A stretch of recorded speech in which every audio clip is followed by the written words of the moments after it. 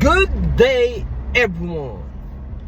So, gusto ko lang mag-iwan ng konting advice para dun sa mga nagpaplanong kumuha ng boundary hulog, no? Dahil tayo, this season, gusto na yung nagpapa-boundary hulog. Konti na lang yung nagpapa-boundary na lang, no? Especially sa mga TNBS. No, siyempre sa mga taxi, normal yan. Pero sa TNBS, parang konti na lang yung nakikita ko naghahanap lang ng driver as boundary, no? Then, one time, parang kahapon yata yun, may nagtanong sa akin na meron siyang planong kunin na boundary hulog ng sasakyan.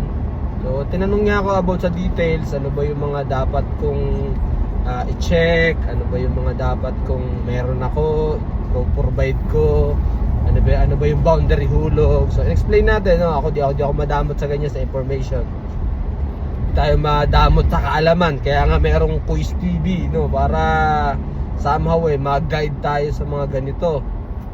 So, ito na nga, sinabi ko sa kanya, ito yung mga kailangan mo i-provide, ito yung mga responsibilities mo as driver yung sa papasukan mo na operator. So, tinatanong niya kung si operator daw ba is 30 days daw ba siya dapat singilin or 26 days lang. So yung bagay po na yun, mga kaibigan, iba-iba yun. Kunyari, ilang araw ba talaga so na magbabayad, dahil boundary hulog yun, nasa isang sasakyan. Kung yung operator mo mag-decide yan na libre yung coding, o gamitin mo yan o hindi, o kalahati, o kung whatever, kung ano gusto ng operator, yun yung may-ari. So iba-iba po kami doon sa mga operator, no? Tandaan nyo po yun, hindi pare-parehas, no? And also sa kontrata, magkakaiba po yan. Sa akin, di ko naman ma-share kasi nga yung kontra ko is talagang legal yung kontrata natin, no? Na talagang pinapanotaryo pa natin tong contract natin. Dahil marami na rin tayong pinapalabas. Kaya hindi tayo pwedeng ano-ano lang, usap-usapan lang, usapang laway lang. Hindi pwedeng ganun. Kailangan talaga legal. So isa pa to, eto na. Eto yung gusto ko talaga sabihin, no? Kalimutan na natin iba. Eto pinakamahalaga. Kukuha ka ng boundary hulog na sasakyan, make sure na yung kukunin mo sasakyan, hindi lang sasakyan, yung prangkisa niyan legal.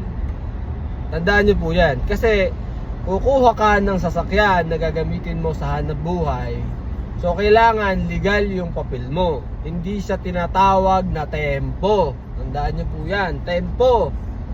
No, yung ibig sabihin po ng PA is provisional authority.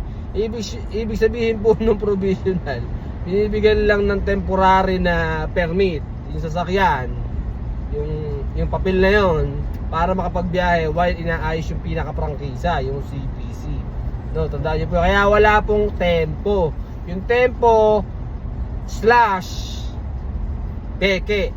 Fake po yan. So pag naka-tempo yung unit, boundary hulog binigay sa'yo, ikaw na bahala. Ikaw na mag-decide, diba? Kasi pag nahuli yan, either ng sa kalsada, no? Yun ang problema. Malaking problema yan. Diba? Even naman din dun sa mga operator, maging talinuhan natin ng konti. Kasi pagka po nahuli yung sasakyan nyo, no tempo yung gamit nyo, tapos pinaboundary hulog nyo, pwede kayong iwanan ng driver anytime. Kaso ang talo kasi ng driver, kung yung driver is nagbigay ng cash out sa inyo, dun talo yung driver. Kaya kahapon sabi ko dun sa driver, sige, send mo sa akin yung copy ng PA, check natin sa portal, o kaya tuturuan kitang mag-check, ikaw na lang mag-check, hindi mo bigay sa akin.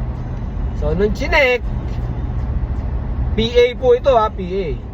So pag PA ang pinakita mo sa amin, supposed to be dapat nasa portal ka. Portal, ano ba yung portal? Portal ng LTFRB, na nandun yung case number, nandun yung pangalan ng operator. Gets nyo na. So pagka kunyari motion, possible wala yan kasi motion. Ibig sabihin ni-renew yung PA. Pero pag PA na mismo, kailangan nasa portal yan. Imposible yung PA yan, tapos alliance sa portal. Hindi pwede yun. CPC. CPC, check mo yung year model ng sasakyan, saka yung year model dun sa CPC. Pag tugma yun, goods yun, CPC talaga yun. Pero pag hindi, kung ang unit mo, ang year model ng unit mo is 2025 at sa CPC nakalagay 2023, peki yun. Yan. Kailangan matututo tayo. Dapat tatalinuhan natin konti. Hindi tayo pwede yung kulang ng kuha. Hindi pwede yung ganun. Tandaan niyo po yan, mga kaibigan natin sa kalsada, Kasi pares kayong talo. Operator, saka driver. Ang dami pa namang operation ngayon. Ang daming operation ngayon, guys. Maniwala kayo sa akin na sobrang dami. Hindi na lang basta, bahala na kayo. Buhay nyo naman yan. Pero kasi kaya ako to inaano, kaya ako to kino-content. Kasi content talaga natin. Yung tungkol sa mga ganito about sa TNDS. Sa concern lang din ako talaga dun sa mga driver na katulad ngayon, kunyari yung pagpapa-assist ng PA, di ba? Ang dami ko na encounter na nagpatulong sa atin, nagpa-assist sa atin. Tapos napeke muna bago nakahanap ng legit na di ba? Kasi mag-aano po kayo, i-stock nyo din minsan yung kausap nyo. Dapat kilala nyo din somehow. Meron din kayo idea sino ba tong kausap ko, legit ba to? Mga mamaya scam to, di ba? Dahil lalo na especially iba inutang lang, umaasa na yung inutang niya mababayaran niya agad kasi malaki kita. Aru! So yun lang mga kaibigan, talinuhan natin. Kuha tayo ng panganap buhay, boundary utog. Number 1, check natin dyan kung legal ba. Legal ba yung papel, At tayo ay merong isa pang available na Mirage G4 2024 model silver. Bagong-bago lang mga kaibigan. Message lang ako para sa details. That's it. God bless everyone. Bye-bye.